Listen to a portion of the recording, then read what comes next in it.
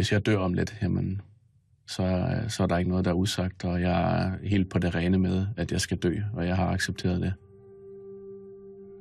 Det gør det meget, meget nemmere.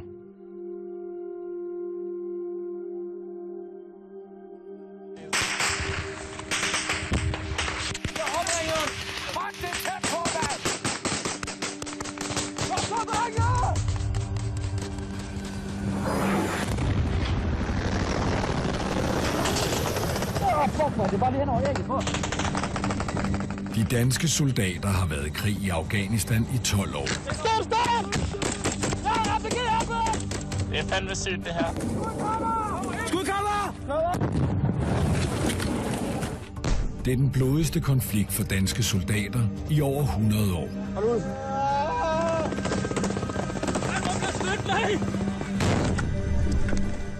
Det her er soldaternes egen fortælling om, hvordan det er at være i krig. Læg stille. Helt tæt på og uden filter.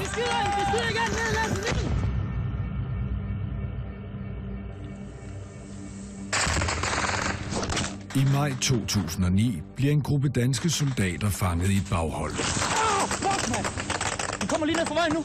Taliban har omringet dem, og danskerne kan ikke slippe væk. Det her, det havde vi tabt. Det var Talibans sejr.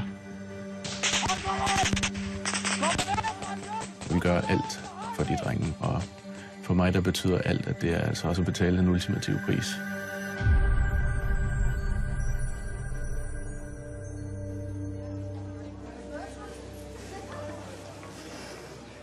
I januar 2009 skal det 7. hold danske soldater sendes til Helmand i Afghanistan. Blandt de 750 soldater, der tager afsked med deres familier i lufthavnen, er Jesper Larsen, Rasmus Bedsted og Lasse Hansen. De er blevet venner under værnepligten for 2 år siden og har nu besluttet sig for at tage til Afghanistan som kampsoldater. Jeg har en eller anden eventyrslyst og lyst til at prøve nogle ting. Hvorfor skal man ikke prøve sig selv af? Hvorfor skal man bo derhjemme i sin egen lille by altid? Vi er jo sulten efter at komme i gang. Jeg tror, man vælger det på grund af spændingen. Det er da lidt ukendte. Ja, så er man nok også lidt og dum drist i nogle gange. Jeg siger det sådan. Nu har vi gået så lang tid sammen, og de andre skal med, og så skal jeg selvfølgelig også med. Jeg vil ikke svigte nogen, men det er ikke nemt at tage afsted. I det, man skal til at tage afsked med sine pårørende, der kommer tankerne også igen. Hvad er det, der skal ske nu her? Hvad er det, vi går ind til? Hej, Lasse! Ja! Hej! Hvad så? Det larmer ikke! Det larmer slet ikke, det der! Har jeg det, der skal til? Det ved man ikke, inden man tager afsted.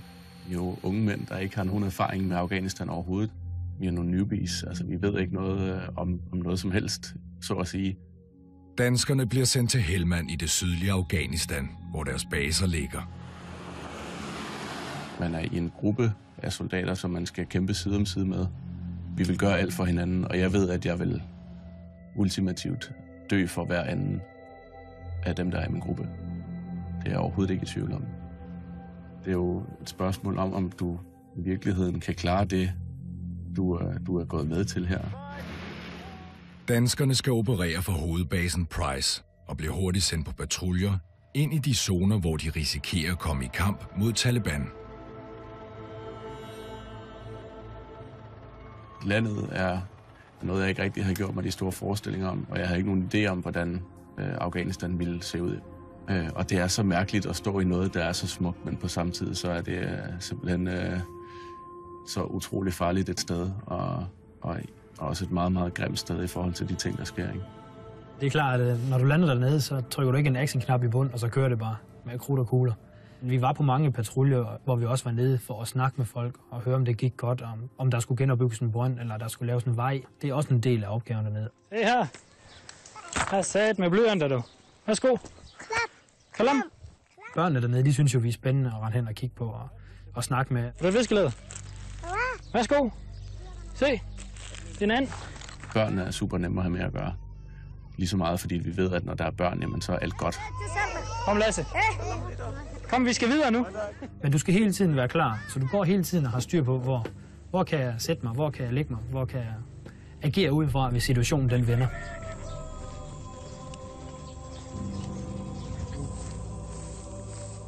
Som soldat, så tænker man selvfølgelig meget over, hvordan det er at skulle direkte kæmpe med en fjende. Jamen, vi går patruljer hver eneste dag dernede.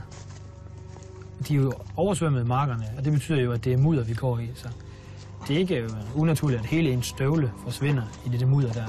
Kæft, jeg har godt nok været i skøjtehaller, der var mindre glat. Det er jo sådan lidt, du føler, at du går ikke, og der sker ikke en skid. Man siger, at Afghanistan, det er jo 99% kedsomhed, og så 1% action. Kom nu, jeg tror det var krig der. Gå 10 kilometer med næsten 50 kilos oppakning i mudder, der når der til knæene. Det er ikke fedt.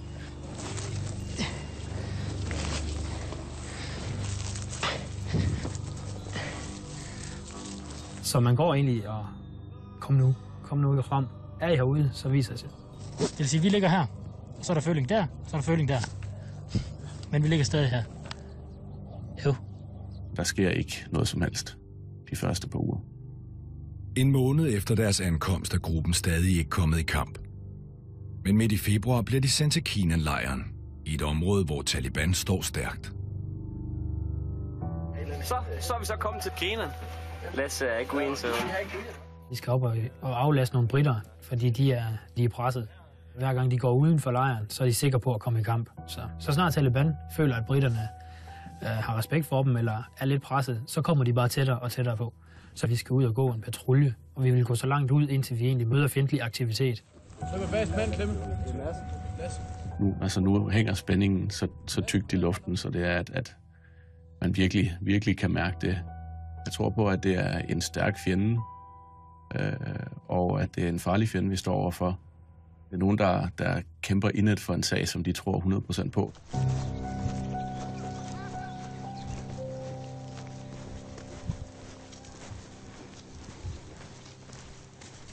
Der er rigtig sådan øde i området.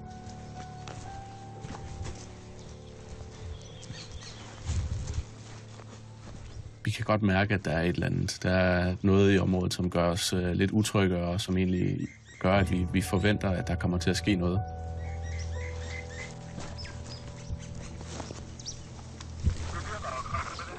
Der går ikke lang tid, før vi begynder at få noget kommunikation, der bekræfter, at Taliban er derude, og at de holder øje med os. De venter egentlig bare på, at momentet er det rigtige for at angribe os. Altså, de opererer jo på en helt anden måde, end vi gør. De der små enheder, som nemt kan bevæge sig rundt i et område, uden at blive opdaget. De er jo kun 2-3 mand, der går sammen, og så er de spredt ud over det hele, ikke?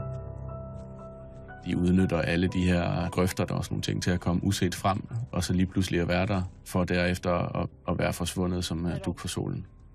Har du indsigt på dem, der trækker sig ind derovre? De flygter. Jeg tror, de går ud af compound ned. Når civilbefolkningen ikke er der, så er det som regel fordi, at det er tegn på ballade. Vil jeg i hvert fald foreslå, at vi går op og ligger os i det der hegn der. Ja, lige frem, ikke? Lige på hjørnet deroppe. Ja.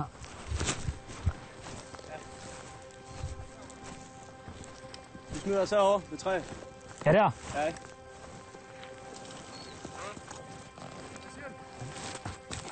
Der er huller over alt i de mure der. Der er skydeskår over alt, mand. Der ikke ligger en derovre også, og så er der 2 derovre. Og Taliban er lige meldt, de er klar til at åbne. Så må det godt snart ske noget. De er ved at klargøre skydeskåren. Jeg ved ikke, om de kan se lige præcis dig, eller det er en af dine 50 andre kammerater, du er afsted med.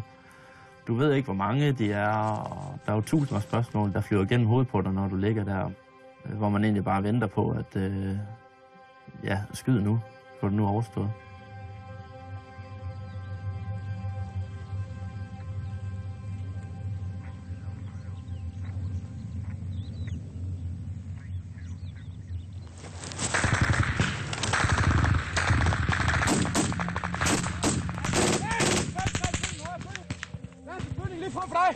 Hvorhen?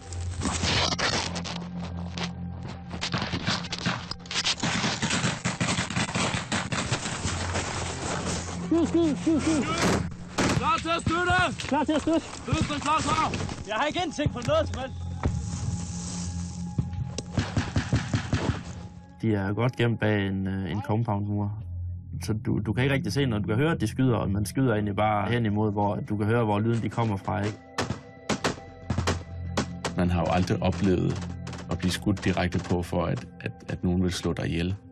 Det er vanvittigt surrealistisk.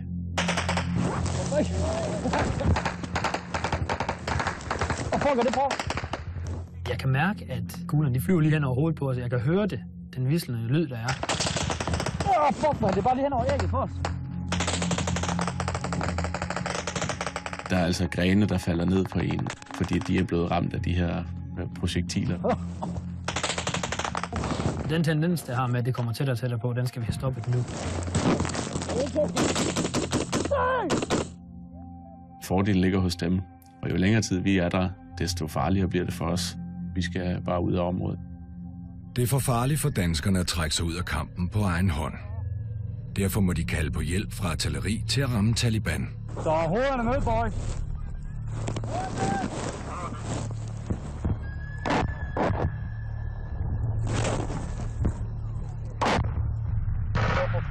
Circle 60.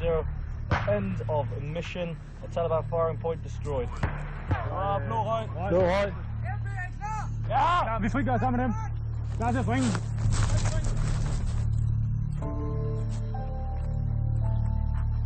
Vi er nødt til at løbe tilbage, mens det røg, det er effektivt. Og det var ikke noget problem lige pludselig at skulle løbe, selvom rygsækken var tung, og du havde været i gang længe. Bare det at løbe på ren adrenalin, og at nu har vi endelig fået lov til at smage til det. Man føler virkelig, at man lever, ikke? Nu har man endelig fået taget mødommen. Man bliver da også bidt af at skulle prøve det igen. Det gør man da. Altså, vi udstråler en ekstremt stor selvsikkerhed. Og det er bare sådan en aura, der ligger sig ned over hele den her situation. Nu er den hurdle ligesom overstået. At det går godt, det her. Det var overhovedet ikke noget problem. Efter det første møde med Taliban bliver danskerne sendt rundt i hele Helmand-provinsen. Selvom de flere gange kommer i hårde kampe mod fjenden, lider de ingen tab de første måneder. Den 16. maj, der skal vi gå en patrulje i et område, der hedder Spin Machet. Alle var glade, og vi skulle ned og gå en godt nok en lang patrulje, men det var vi vant til, så det var helt fint. Peter Max Holm er med på patruljen og filmer det hele med sit hjelmkamera. Vi skal ikke ud og lave det helt vildt. Vi skal sådan set bare ned og vise befolkningen, at vi er der. For mig er det ikke noget særligt.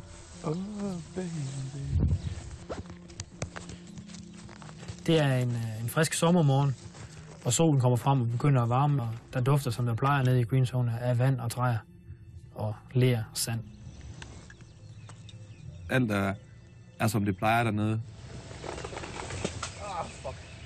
Det eneste, vi var trætte af, det var, at vi skulle gå så skide langt. Så vi glæder os egentlig mest bare til, at vi kunne få den patrulje overstået, så vi kom tilbage i lejren igen. Vi kommer ned over en lille sti og et vandløb, hvor der ligger en bro.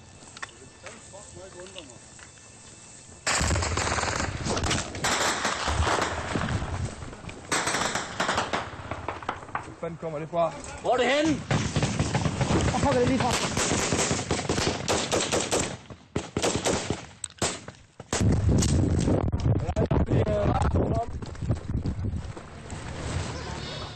De lokale løber jo lynhurtigt væk, der bliver skudt. De fiser jo ned langs muren. Men det mærkelige var jo, at de ikke var forsvundet på forhånd. Jo. Så det var som om, at de ikke helt vidste, at Taliban var der på samme måde, som de plejede at gøre. Så det var sådan lidt, hvad fanden sker der? Hvem har vi? Har vi nogen derovre? Sikre 63, nogen den vej! Man bliver fanget på en åben mark, ikke? Og der bliver skudt alle steder fra, ikke? Det er noget rigtig lort. Det er det værste sted at blive fanget, det er på en åben mark. Altså, sådan er det bare. Fuck, det er tæt på, mand! Modsat! Nej! Første gruppe efter mig! Hvor har vi egne styrker henne? Det venstre har det! Ved siden af Holm sidder nu Jens Ole Kvist. Han har maskingeværet, som er det tungeste våben i gruppen. Det skyder hurtigere, end en gør. Det har større patroner, så det larmer også en del mere, og har også en større skræmmeeffekt. Men det var som om den dag, der kunne maskingeværet ikke få dem til at stoppe, og de rammer tættere forbi os, end vi havde oplevet før.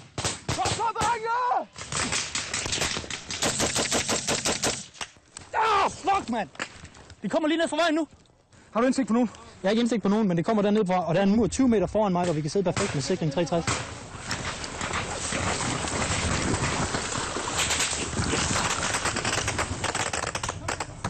Det er hen fra muren. Det er hen fra bag muren der. Ja.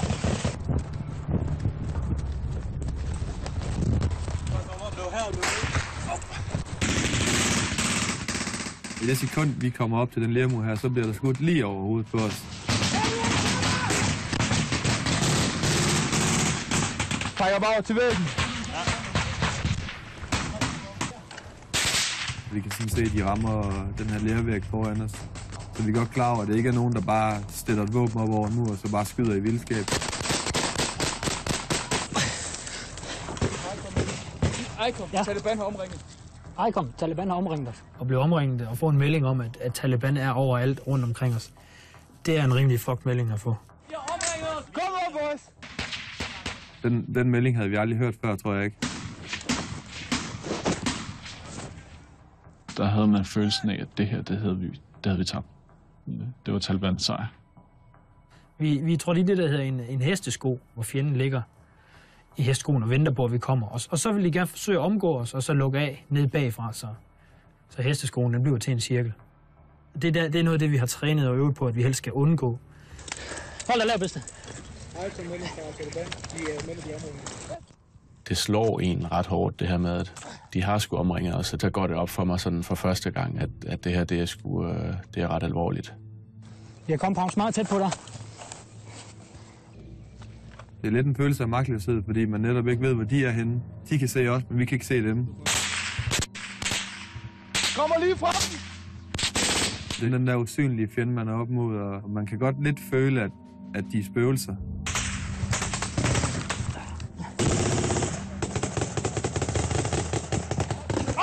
Det er så voldsomt i forhold til det, man har forberedt sig på.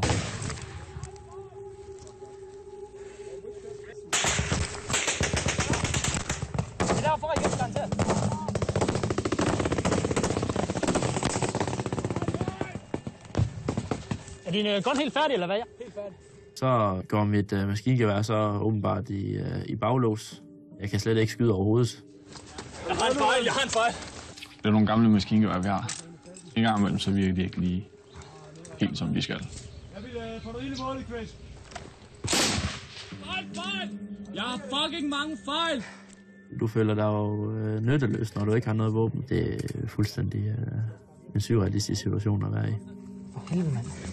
Der finder han så sin pistol frem, og så skyder han simpelthen i fjendtlig retning med sin pistol. Så kan du virke derovre! Vi prøver så at få kaldt noget hjælp, enten inden for en lejr, eller om der er noget i luften omkring os, der kan komme over til os og hjælpe os. Man har altid vidst, det kan godt være, at vi kommer ud og skide, men så har vi dem oppe i luften, flyene, og dem frygter det i hvert fald. Hvor er den tung ild hen? Og hvornår kommer de fucking fly?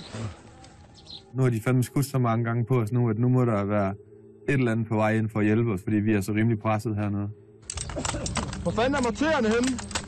Jeg tror ikke, de kan skyde snart. Men som tiden den går, så kan vi jo godt se, at der sker faktisk ikke noget, og vi bliver ved med at være her, og de bliver ved med at skyde på os. Vi skal være opmærksom på ryggen og på venstre side, når de åbner derude.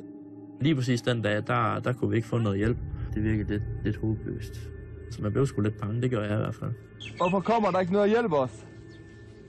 Ja, så føler man jo bare, at man er sådan lidt alene. Det er bare os, der bare ligger der og tager imod. Fejl! Jeg begyndte at tænke over mit ammunitionsforbrug. Du er nødt til at have i baghovedet, du kan ikke bare plaffe lortet af, fordi lige pludselig er det altså ikke mere. Har du magasin til? Du får ikke med lige nu, jeg kan skaffe med lige nu. Spar på ammo, og det er en gård. Ja. Det er ondt i lyden væk, rende tør for ammunition, så er man ude skide. Det virker som om, vi ikke rigtig kan komme derfra, ved egen hjælp. Og at starte med at sidde sådan rimelig åben og skyde, så endte jeg nok med at sidde sådan lidt mere i skjul bag en mur og gemme mig lidt. Så har man ikke lyst til at stikke hovedet op med. Det var som om, alle de skud, der kom, det var bare tæt på. Så der, på et eller andet tidspunkt, så er der en, der bliver såret.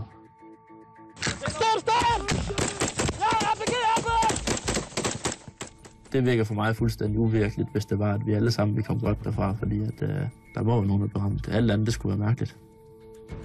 Du skal bare være opstaver, Lasse, for de er fandme tæt på derovre. På et tidspunkt, der rykker de tættere på os. Vi kan se et mundingsglimt. Ja, ikke ret mange meter fra, hvor vi ligger. Der er en mur, den ligger 10 meter foran os. Sådan en rimelig høj mur. Den er nok 4 meter høj eller sådan noget. Altså, man kan høre, at der er støj deroppe fra. Man kan høre, at der bliver snakket, og at der bliver arbejdet med våben. Og kæft, hvor er de tæt på, og hvis de ønsker lige frem at rykke imod os. Det var egentlig første gang, vi havde set det, at fjenden på den måde er offensiv. Hvad skal vi gøre, hvis der er nogle talibaner, der stikker snuden op lige 10 meter fra os, så er vi så godt som færdige.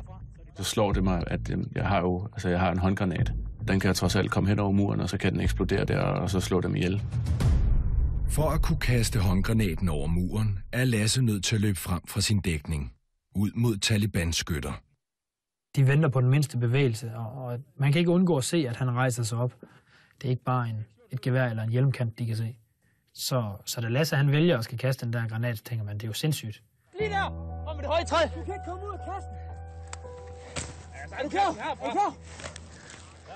Efter at det er gået op for os alle sammen, at det er en ret alvorlig situation, jamen, så kommer jeg til at tænke på, at jeg har talt med min far aftenen forinden. Og det var dejligt at tænke på. Det var dejligt at tænke tilbage på, at hvis der sker noget nu, jamen så har jeg lige fået talt med ham for sidste gang.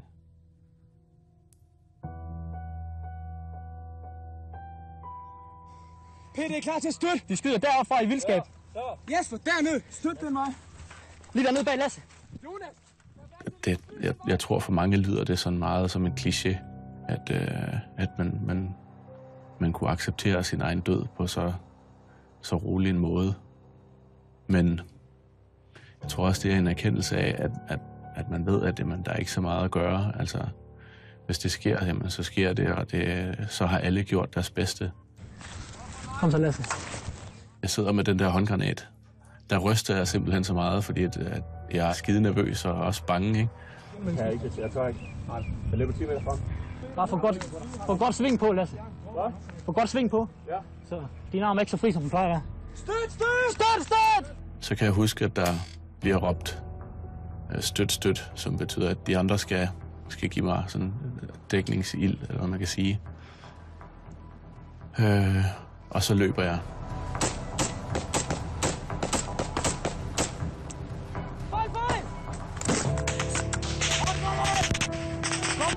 Så kan jeg bare høre, hvordan der bare bliver skudt på Talibans side af.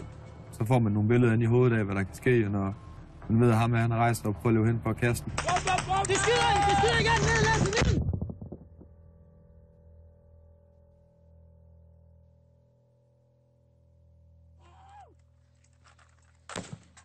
Det eneste, jeg så ligesom husker fra igen, det er, at jeg ligger tilbage i min stilling og ikke er blevet ramt. Det er mig fuldstændig uforståeligt. Det er mirakuløst. Og det har rent faktisk været så tæt på, så jeg har 2 huller fra projektiler i mine bukser, som bare er gået igennem stoffet heldigvis, uden at have ramt. Men hvis de der 2 personer, de er der stadigvæk, der håndgranaten lander, jamen så er de døde, fordi at der kommer ikke mere derfra. Pludselig løber en melding ind om, at nogle af danskernes køretøjer vil prøve at skabe en passage ud af kampzonen. Dernede, eller hvad? Victorien er på vej! Ja! Hvis de ved egen hjælp kan nå hen til køretøjerne, kan de komme i sikkerhed. Første gruppe kommer nu. Fortsæt langs med grøften. Har det. Skal han flygte eller løb? Det er i sidste øjeblik, fordi at vi har stort set skudt tomt. Fortsæt! Og da vi løber ud derfra, der har jeg 5 patroner tilbage i mit sidste magasin. Helt ned i byen!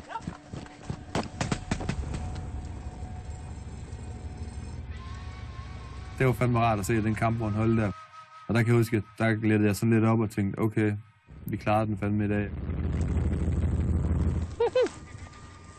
Sikke en dejlig dag, det er i dag. Ja, kom bare. Følelsen af, at det er overstået at være i sikkerhed, den er ubeskrivelig god. Man ved, at nu er det over. Fuha. På vej tilbage til lejren, der er der meget stille. De andre delinger, de står bare og venter på, at vi kommer ind, og de ved, hvad der er sket allerede, før vi er kommet ind. Men det søger vi bare væk fra, og har behov for at slappe lidt af og få styr på vores hoveder. Det her med at komme så tæt på en afslutning på sit liv, det har sat rigtig mange ting i perspektiv. Jeg er blevet opmærksom på, hvor skrøbeligt det hele er, hvor hurtigt det kan ende. Nu er det her ikke bare en drengedrøm længere om at komme til Afghanistan og være del af det her. Nu er det bare et spørgsmål om overlevelse. Man skal bare hjem. I august 2009 er hold 7 færdig med deres mission i Afghanistan og bliver hjemsendt til Danmark. At komme hjem fra en mission, det er fantastisk. Bare det at komme ud af flyet i Karup, og man kan se, at der står en masse pårørende, og jeg kunne nærmest ikke vente med at springe ud i armene på dem, jeg holder af. Hallo! Man kan virkelig mærke, at folk har savnet en. Og så bare det, at man ved, at nu er det slut, og at nu er man hjemme, og det gik. Det var fedt at kunne stå med ens kammerater og så sige, yes, vi gjorde det sgu. Man kan fortælle nok så mange af ens andre venner herhjemme om, hvordan det var, men der er ikke nogen... De kan ikke forstå, de kan ikke sætte sig ind i, hvordan det har været. Man skal have været der, før man kan forstå det. Da jeg kom hjem, der var jeg udmattet. Altså, jeg kunne ikke mere. Jeg kunne ikke klare at se mere og være en del af flere ildkampe, og jeg var fyldt op.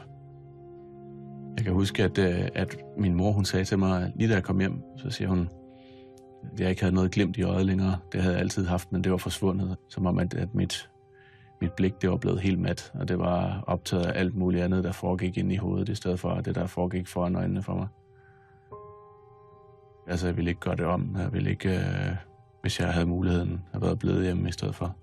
Men jeg troede ikke, at det var noget, der ville påvirke mig i den udstrækning, som det har gjort. At det har så mange sådan psykiske konsekvenser, som det har haft. Og at jeg nu næsten 4,5 år efter stadigvæk har mareridt næsten hver nat. Det havde jeg ikke forventet. Og det er rigtig, rigtig hårdt. Det er helt vildt hårdt.